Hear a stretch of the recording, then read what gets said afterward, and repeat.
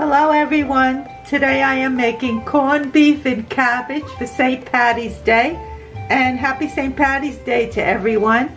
And in the pot I have my corned beef cooking, and it's starting to boil now, and I'll put it to a simmer, and for 4 hours it'll have to cook. This is a small piece of corned beef. I bought this small piece because we watch our sodium intake, and corned beef is full of sodium, so if we just have a slice or two, that's it, and we mainly like it for the vegetables and the cabbage. Right now I'm skimming the fat off the top, and that's from the corned beef, and then it'll simmer for 4 hours. We will be covering it.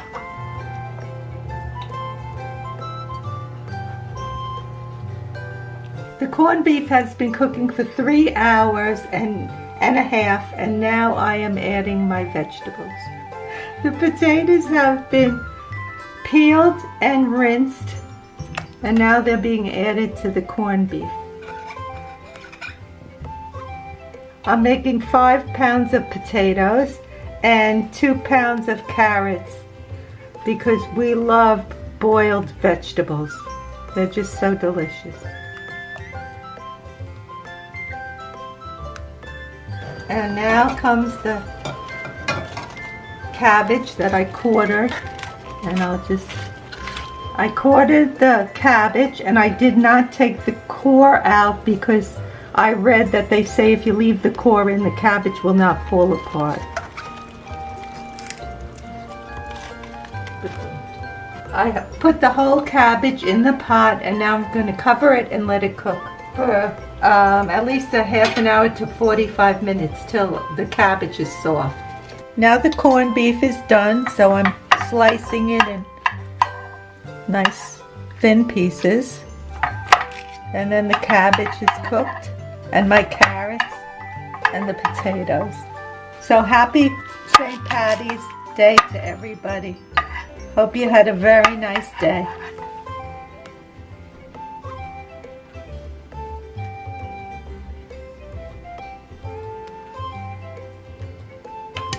How does it taste, Grandpa? Tastes delicious.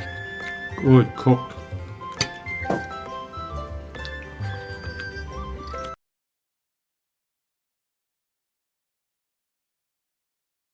Where are the carrots? Where are the carrots? At the bottom, but it's a shame. What is this? What is this? Cauliflower? No, that's what happens to the potatoes. 5 pounds. I'm sick about it. Look.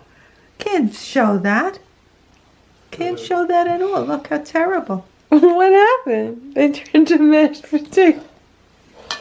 They disappeared. 5 pounds of potatoes.